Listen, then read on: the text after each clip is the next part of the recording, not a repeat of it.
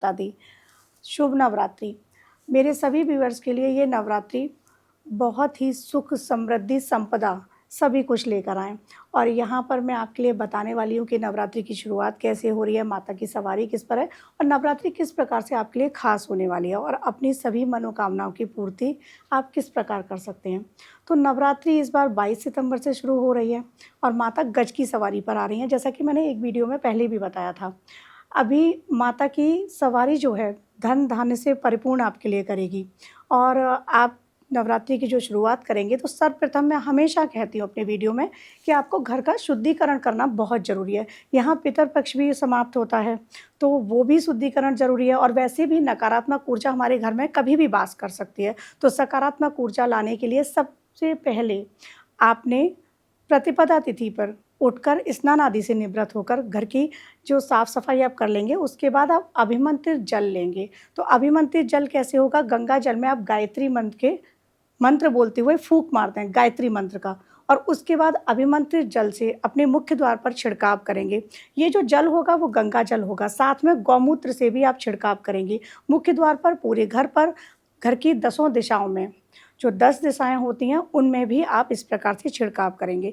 फिर मुख्य द्वार पर आप गाय के शुद्ध जो देसी गाय होती है उसका गोबर लेकर आएँगे और दहलीज पर, जो मेन गेट की दहलीज होती है, उस पर गोबर से आप एक लकीर लगा देंगे। ये लक्ष्मण रेखा है, कोई भी नेगेटिव एनर्जी आपके घर में एंटर नहीं कर पाएगी। इस प्रकार से करने के बाद फिर आप मुख्य द्वार पर पूजन करेंगे, क्योंकि मुख्य द्वार पर ही कुलदेवी का निवास होता है, तो कुलदेवी का फिर आप ध्यान करेंगे। प्रथमम नमामि कुलदेवी रक्ष रक्ष्मम परिवारम शीर्षा नमामि पुनः पुनः सर्वकार्येषु फले भवेत्। तो अब आपने माँ कुलदेवी को अपने घर में आवाहन कर लिया उनका। फिर आप स्वास्तिक बनाएँगे मुख्य द्वार पर, क्योंकि स्वास्तिक में गणपति जी भी हैं, चारों वेद भी हैं और वास्तु पूरा वास्तु है। स्वास्तिक में जो 4 दिशाएँ हैं, वो 4 इस तरीके से स्वास्तिक बनता है, तो ये 4 दिशाएँ हैं, जो उसके कोण जा रहे हैं, वो कोण हैं। इस तरह से पूरा वास्तु भी स्वास्तिक में होता है। तो स्वास्तिक बनाने के बाद फिर आप रिद्धि, सिद्धि और शुभ लाभ बनाएँगे, क्योंकि गणपति जी की पूजा सर्वप्रथम ज़रूरी है। अब मुख्य द्वार की पूजा हो गई, कुलदेवी का आह्वान हो गया, अब यहीं पर आप कुलदेवता का भी आह्वान करेंगे, अपने घर के पितरों का आह्वान करेंगे। उसके बाद आप अपने मंदिर में जाकर, आपका मंदिर ईशान में है तो बहुत अच्छी बात है, लेकिन अगर उत्तर दिशा में है, पश्चिम दिशा में है, जिस भी दिशा में है, आप वहाँ पर जाकर मंदिर में बैठकर माता की चौकी स्थापित करेंगे। अब चौकी का भी मुहूर्त होता है स्थापना का, घट स्थापना का। तो इस बार जो वो मुहूर्त है, वो 6:08 से शुरू हो रहा है और 8:08 तक है। लेकिन जो लोग लेट नाइट शिफ्ट करते हैं या फिर जल्दी नहीं उठ पाते हैं, वो लोग इतनी जल्दी शुभ मुहूर्त में ये नहीं कर पाएँगे। जो कर लेते हैं वो बहुत अच्छी बात है, लेकिन जो नहीं कर पाएँ, वो अभिजीत मुहूर्त में फिर घट स्थापना करें, क्योंकि वरुण देवता को जो आप स्थापित कर रहे हैं, माता की चौकी की जो स्थापना कर रहे हैं, उसके लिए शुभ मुहूर्त होना बहुत ज़रूरी है। तो जो अभिजीत मुहूर्त है, वो 11:49 से स्टार्ट होगा और 12:33 तक जाएगा। तो इसमें राहु काल, चौघड़िया सब कुछ देखा जाता है। अभिजीत मुहूर्त जो है, उसमें आपके लिए बहुत पुण्य फल की प्राप्ति होती है। तो इस मुहूर्त में आप घट स्थापना करें, आप कलश लें, जौ बोएँ, कलश की स्थापना करें। चौकी पर आप गणेश, गौरी, सप्तमातृकाएँ, षोडश मातृकाएँ, नवग्रह ये बनाते हुए फिर आप माता को स्थापित करेंगे। साथ में हनुमान जी को भी रखिएगा, क्योंकि आपने अगर दुर्गा चालीसा पढ़ा हो तो उसमें भी है लांगुर वीर चलत अगवानी, माता के आगे-आगे हनुमान जी चलते हैं, तो हनुमान जी को भी स्थापित कीजिएगा। अगर आपको श्री चक्र की पूजा करनी है, श्री यंत्र की पूजा करनी है, तब श्री यंत्र भी चौकी पर स्थापित कीजिएगा। देवताओं का आवाहन कीजिएगा, आचमन कीजिएगा। अब आपने क्या करना है कि अपने ऊपर 3 बार जल छिड़कना है, आचमन करना है। उसके बाद गणपति पूजन करना है, गणेश गौरी का पूजन करना है, नवग्रह का पूजन करना है, सप्तमातृकाओं का पूजन करना है, षोडश मातृकाओं का पूजन करना है, श्री यंत्र का पूजन करना है, दुर्गा माँ का पूजन करना है और फिर अगर आप अखंड ज्योत जला रहे हैं, तब अखंड ज्योत का भी पूजन करेंगे। कलश का पूजन भी आपको प्रथम कर लेना है माता के पूजन से पहले। अब अखंड ज्योत को प्रज्वलित करके, और अखंड ज्योत को जब आप प्रज्वलित करेंगे, तब आपको मंत्र भी बोलना है, जो दीप प्रज्वलित वाला मंत्र है, शुभम करोति कल्याणम, ये वाला मंत्र है, पूरा आप देख लीजिएगा। गुरु मुख से होता है इसलिए नहीं बता रही हूँ। सो आप ये मंत्र पढ़ेंगे और उसके बाद फिर आप संकल्प लेंगे कि आप 9 दिन का व्रत कर रहे हैं या व्रत नहीं कर रहे हैं, या कौन सी पूजा कर रहे हैं, या कितने पाठ कर रहे हैं, कितनी संख्या में कर रहे हैं, उसमें सब कुछ बताना ज़रूरी है। अब संस्कृत जिनको समझ में नहीं आती है उनके लिए मैं हिंदी में संकल्प बताती हूँ। अपना नाम, अपने माता-पिता का नाम, अगर शादीशुदा हैं तो अपने पति का नाम, पत्नी का नाम के साथ में पत्नी मेरे, अगर पत्नी के साथ भी आप पूजा कर रहे हैं, अपने गोत्र का नाम, उस जगह का नाम जिस शहर में रह रहे हैं, उस जगह का नाम, जिस सोसाइटी में रह रहे हैं, जिस मोहल्ले में रह रहे हैं, उस जगह का नाम, और फिर आप बोलेंगे अश्विन मासे शुक्ल पक्षे प्रतिपदा तिथि नवरात्रि, और इसमें फिर आप बोलेंगे कि मैं ये अमुक पाठ, अमुक मतलब सपोज आप सप्तशती का पाठ कर रहे हैं तो मैं सप्तशती के 9 पाठ करूँगा, नवचंडी करूँगा, या सिद्धिकुंजिका के पाठ कर रहे हैं तो मैं 9 पाठ सिद्धिकुंजिका के करूँगा, या सिद्धिकुंजिका के 108 पाठ कर रहे हैं तो मैं 108 पाठ करूँगा। जो भी पाठ आप कर रहे हैं, या मैं श्री सूक्तम के पाठ कर रहा हूँ, या मैं मध्यम चरित्र के पाठ कर रहा हूँ, जो भी पाठ कर रहे हैं वो पाठ उसमें बताना ज़रूरी है कि मैं 9 दिन तक करूँगा। इस प्रकार से आप संकल्प लेंगे, संकल्प आप माता के आगे छोड़ देंगे, उसके बाद बैठकर आप माता की पूजा करने के बाद पाठ स्टार्ट कर देंगे। अब पाठ के लिए भी यहाँ मैं बताती हूँ सिद्धिकुंजिका स्तोत्रम। दुर्गा सप्तशती में 700 श्लोक हैं, इसमें जो 535 हैं वो पूर्ण श्लोक हैं, फिर इसमें 108 अर्ध श्लोक हैं, 57 इसमें उवाच हैं। तो ये इस प्रकार से अगर आप सप्तशती का पाठ कर रहे हैं तो आपको सप्तशती के बारे में पूरा ज्ञान होना बहुत ज़रूरी है कि आखिर ये सप्तशती है क्या। इसको पहले पढ़ो, इसको समझो। सप्तशती में बहुत सारे नियम हैं, ऐसे ही नहीं पढ़नी चाहिए। अब इसमें किलित है सप्तशती। भगवान शिव ने, माता ने जब रौद्र रूप रखा था, काली रूप रखा था, तो वो अपने रूप में वापस नहीं आ रही थी। शिव जी ने इसको किलित कर दिया था, इसके मंत्रों को, कि कोई भी इसका दुष्प्रभाव ना कर सके। बहुत से लोग होते हैं क्योंकि मारण, मोहन, उच्चाटन सारी क्रियाएं दुर्गा सप्तशती से हो सकती हैं, तो इसलिए अब इनका उत्कीर्णन होता है। शाप विमोचन क्रिया है, ये सब दुर्गा सप्तशती में मंत्र दिए गए हैं। तो जब शाप विमोचन मंत्र बोलेंगे, उत्कीर्णन मंत्र बोलेंगे, तब आप दुर्गा सप्तशती का पाठ कर सकते हैं। लेकिन 6 रात्रियाँ ऐसी रात्रियाँ हैं जब आपको शाप विमोचन मंत्र की ज़रूरत नहीं है, उत्कीर्णन की ज़रूरत नहीं है, आप सप्तशती का पाठ कर सकते हैं रात्रि में। ये 6 रात्रियाँ हैं, 2 नवरात्रि, वासंतीय नवरात्रि, शारदीय नवरात्रि, काल रात्रि, दीपावली की रात्रि, शिवरात्रि, दारुण रात्रि, होलिका दहन वाली रात्रि, और मोह रात्रि, जन्माष्टमी की रात्रि। अगर इन रात्रि में आप सप्तशती का पाठ कर रहे हैं तो आपके लिए किसी उत्कीर्णन की ज़रूरत नहीं है, शाप विमोचन मंत्र की ज़रूरत नहीं है। अब यहाँ पर जो लोग दिन में करते हैं तो उनके लिए उत्कीर्णन करना होगा नवरात्रि में, लेकिन जो लोग सप्तशती का पाठ रात्रि में कर रहे हैं उनके लिए उत्कीर्णन नहीं करना है। अब सप्तशती के पाठ में आप संकल्प लेकर कर रहे हैं नवचंडी, नवचंडी के पाठ से आप अपनी कोई भी मनोकामना पूर्ण कर सकते हैं। इसी तरह से सतचंडी होती है, 100 चंडी पाठ, वो आप स्वयं नहीं कर सकते, उसके लिए पंडित को बिठाना पड़ेगा आपके लिए। लख चंडी, कोटि चंडी, इसी तरह से चंडी के करोड़ों पाठ, लाखों पाठ इस तरीके से होते हैं। ये महायज्ञ होते हैं, जैसे अश्वमेघ यज्ञ होता है उस तरीके से हैं ये। ये बड़ा प्रोसेस है, लेकिन आप नवचंडी कर सकते हैं 9 दिनों में 9 पाठ। अब 9 दिनों में 9 पाठ भी नहीं कर सकते हैं तो आप इसको डिवाइड करके कर सकते हैं। प्रथम दिन आपने प्रथम अध्याय पढ़ लिया, द्वितीय दिन, इस तरीके से उल्लेख है। मैं डिस्क्रिप्शन बॉक्स में सब बताऊंगी आपके लिए कि अगर जो लोग 9 दिन तक सप्तशती का पाठ नहीं कर सकते हैं तो वो डे वाइज कैसे कर सकते हैं। इस प्रकार से करें। अब इसी में एक कवच है, तो बहुत से लोग होते हैं जो भूत प्रेत बाधा इनसे डरते हैं, या जिनकी शरीर में बहुत सारी व्याधियां हो जाती हैं, तबीयत उनकी इतनी ख़राब रहती है कि ठीक नहीं हो रही है। तो कवच इकलौता ऐसा है कि इसको अगर आपने अभिमंत्रित करके पिया तो आपके पास से सारी नेगेटिविटी दूर हो जाएगी। अब अभिमंत्रित कैसे करना है? माता की पूजा करते समय आप कवच का पाठ करेंगे। 108 पाठ का भी संकल्प ले सकते हैं, 11 पाठ का भी ले सकते हैं। एक पाठ रोज़ तो आपको करना ही है। और मैं तो कहूँगी जैसा कवच में वर्णित है कि कवच बिना किए एक पग भी, मतलब एक पैर भी अपना घर से बाहर ना निकालें। आजकल कितने सारे एक्सीडेंट ऐसे हो जाते हैं, लेकिन जो लोग कवच का पाठ करते हैं उनके लिए कोई भी एक्सीडेंट नहीं होता है, या एक्सीडेंट में मृत्यु होना निश्चित है लेकिन उनका हल्का सा फ्रैक्चर हुआ और बच गए। तो कवच इतना प्रभावी होता है। कवच अपने लिए सुरक्षा कवच तैयार कर लीजिएगा, प्रोटेक्शन तैयार कर लीजिएगा। जब कोविड आया था तब लोगों ने प्रोटेक्शन लिए थे ना, मास्क लगाए थे, उसी तरीके से आप प्रोटेक्शन लो, कवच को करो। कवच का पाठ करने से सारी बीमारियां दूर होती हैं। उसमें लिखा हुआ है मकरी, चेचक, कोढ़, व्याधि, इस तरह की बीमारियां दूर हो जाती हैं। कूष्मांडा, भैरव, बेताल, ये सब आपसे दूर भाग जाती हैं, उसमें लिखा हुआ है कवच में। इवन कवच के द्वारा आप अपने घर का वास्तु भी ठीक कर सकते हैं। कवच में है ऐन्द्रिय शक्ति, ठीक है, वो बताई हैं कि ईशान दिशा की मेरी रक्षा करें, दक्षिण दिशा की मेरी वाराही देवी जो हैं वो रक्षा करें, जो शव पर आरूढ़ होती हैं, जो शव पर बैठती हैं, जिनका प्रेत वाहन है, वो चामुंडा देवी मेरी 10 दिशाओं में रक्षा करें।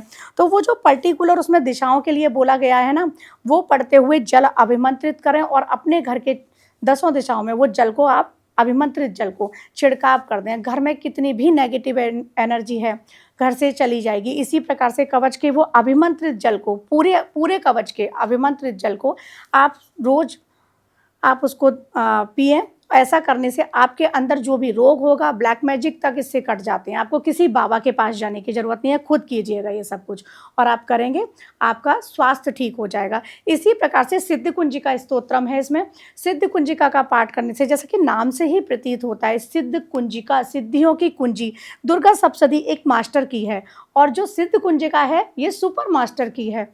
तो आप केवल सिद्ध कुंजिका का पाठ करेंगे तो आपके लिए कुछ भी ऐसा नहीं कि आपको प्राप्त ना हो। सिद्ध कुंजिका में शिवजी ने बताया है, यामल तंत्र से लिया गया है। शरणु देवी प्रवश्यामि कुंजिका स्तोत्र मुत्तमम येन मंत्र प्रभावे चंडी जाप शुभो भवेत। न कवचम, न अर्गला स्तोत्रम, न कीलकम, न रहस्यकम, न सूक्तम। इस तरीके से उसमें बताया है कि किसी की भी जरूरत नहीं है, सिर्फ कुंजिका पाठ करने से ही आपका सारी चीज़ों के पाठ का फल मिल जाता है। अब इसमें नवाहन मंत्र है, इसकी बहुत महिमा है। सप्तशती का भी पर्टिकुलर आप अपनी विश के लिए कर रहे हैं तो नवाहन मंत्र की माला करनी होती है। इसमें बीच में मंत्र है ओम ऐं ह्रीं क्लीं चामुंडाय विचे, ओम ग्लोम हूम क्लीं जूम सह ज्वालाय ज्वालाय ज्वल ज्वल प्रज्वल प्रज्वल। तो ये मंत्र भी बहुत प्रभावी है, लेकिन इसी में से जो 9 अक्षर का मंत्र है, नवाहन मंत्र, ओम ऐं ह्रीं क्लीं चामुंडाय विचे। अब इसमें देखिए ओम प्रणव है, पूरे संसार की ध्वनि है उसमें, ओम प्रणव है।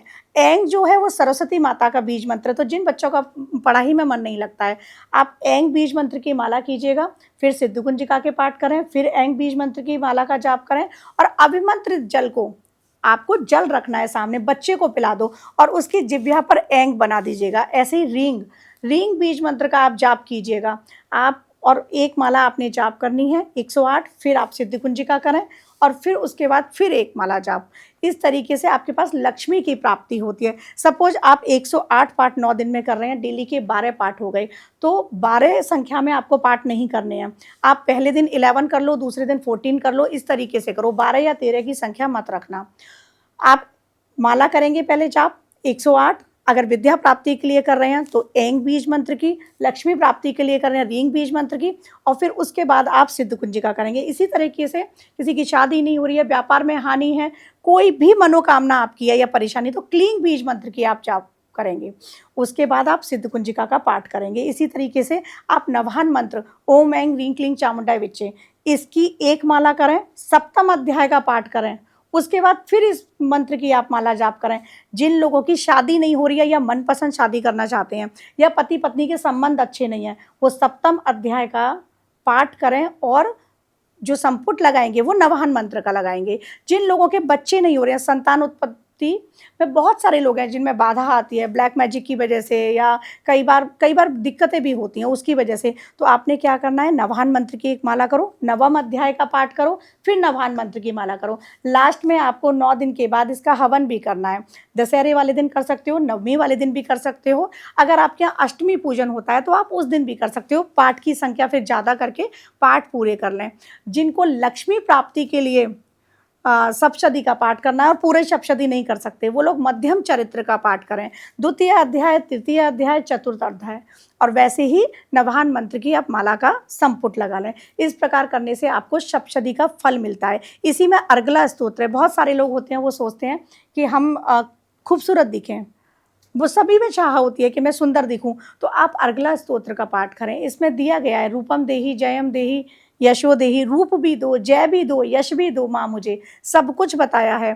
सो इस प्रकार से आप सप्तशती का कर सकते हैं पाठ। अगर किसी को लगे कि समझ में नहीं आ रहा है या किस प्रकार से करना है, तो मेरा यूट्यूब पर कॉन्टैक्ट नंबर है, आप मुझे कॉन्टैक्ट कर सकते हैं, मैं आपको गाइड कर दूंगी।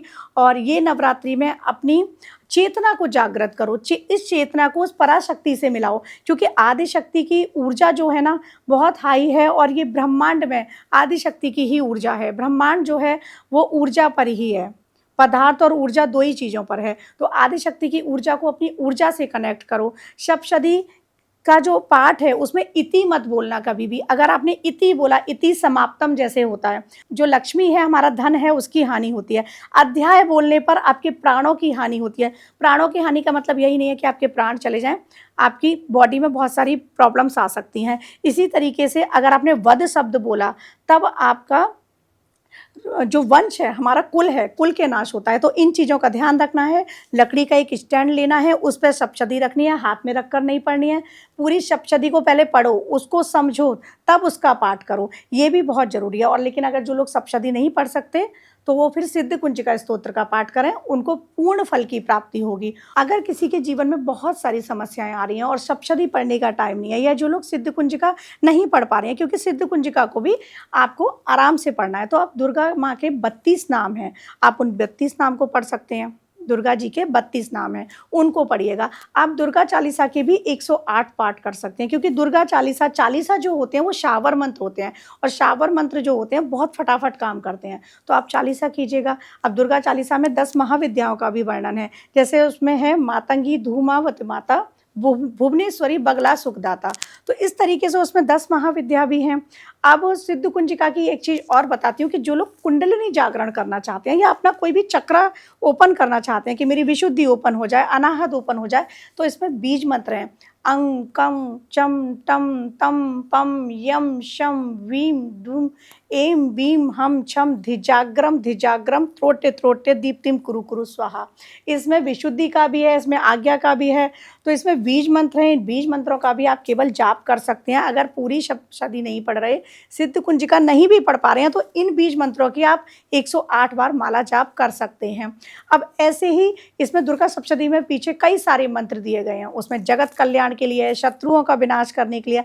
अब शत्रुओं का विनाश करने का मतलब ये नहीं है कि शत्रुओं का हमें हानि पहुंचानी है। विनाश का मतलब है कि अगर किसी ने हमारे साथ कुछ गलत किया है, तो वो गलत कार्य या ब्लैक मैजिक आजकल जो बहुत चल रहा है, वो हम पर असर नहीं करेगा, प्रोटेक्शन बन जाएगा। तो पीछे मंत्र हैं, उन मंत्रों से पूरी सप्तशती का आप पाठ कीजिएगा या कराइएगा। संपुट लगेगा, एक माला पहले और एक माला पीछे। अब इसी में सर्वा बाधा करके एक मंत्र है, तो उसको जब आप जाप करेंगे तो आपकी लाइफ में जो भी बाधाएं आ रही हैं वो हट जाएंगी। इसी में है पत्नी मनोरमाम देही मनोवृत्तानुसारिणीम। तो अगर आप इस मंत्र का संपुट लगाकर एक माला पहले और एक माला बाद में, सप्तम अध्याय का भी कर सकते हैं और पूरी सप्तशती का भी कर सकते हैं। इस तरीके से करें। जिन लोगों की शादी में प्रॉब्लम आ रही है, उन लोगों की शादी हो जाएगी। तो बहुत सारे उसमें पीछे ऐसे मंत्र हैं, उनका संपुट लगाना है आपको। सप्तशती से एक माला पहले और एक माला बाद में। ऐसे ही इसमें मूर्ति रहस्य है, जब आप पढ़ेंगे उसमें माता सरस्वती, माता लक्ष्मी, इनका रहस्य आपको पढ़ने को मिलेगा, माँ काली का। तो दुर्गा सप्तशती को पहले आप पढ़िएगा, उसको समझिएगा, उसकी ऊर्जा को समझिएगा, फिर उसका पाठ कीजिएगा। ये इकलौता ऐसी चीज़ है, सप्तशती जो है इकलौती ऐसी है कि सभी कामनाओं की पूर्ति करती है।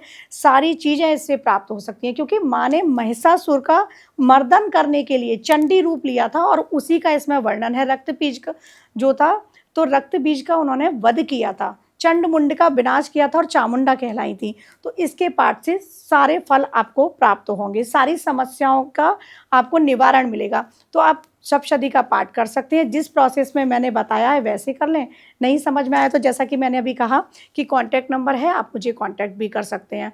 और यहाँ पर एक चीज़ और कहना चाहूँगी कि पूरी नवरात्रि आप सात्विक रहें, शुद्ध सात्विकता ये अपनाना बहुत ज़रूरी है। अगर आप 9 दिन व्रत कर रहे हैं या फिर चंडी पाठ कर रहे हैं, सप्तशती का पाठ कर रहे हैं, तो ज़मीन पर सोएं। अच्छा, जिन लोगों को सिद्ध कुंजिका जागृत करनी है, वो लोग रात्रि में जागृत करें। 9 बजे के बाद चंडी पाठ करें, 9 बजे के बाद सिद्ध कुंजिका का पाठ करें। जो लोग श्री चक्र को जागृत करना चाहते हैं, तो वो ललिता सहस्त्र नाम के साथ श्री चक्र की, श्री यंत्र की पूजा करें। ललिता सहस्त्र नाम या श्री सूक्तम के साथ उसको जागृत करने के बाद आप एवरी फ्राइडे श्री यंत्र को गन्ने के रस से अभिषेक करें माँ ललिता सहस्त्र नाम के साथ। आप फिर देखिएगा आपके घर में माँ लक्ष्मी की कृपा कैसे होती है। और जल्दी ही आपके लिए दीपावली पर भी एक वीडियो लाऊंगी कि किस प्रकार से आप दीपावली पर, दिवाली मतलब माँ लक्ष्मी को प्रसन्न हर किसी को करना होता है, लेकिन स्थायी लक्ष्मी कैसे आए, इसके लिए मैं आपके लिए जल्दी ही आपसे कांटेक्ट करूंगी, आपके सामने आऊंगी। और अगर वीडियो अच्छा लगे तो लाइक और सब्सक्राइब कीजिएगा। जय माता दी।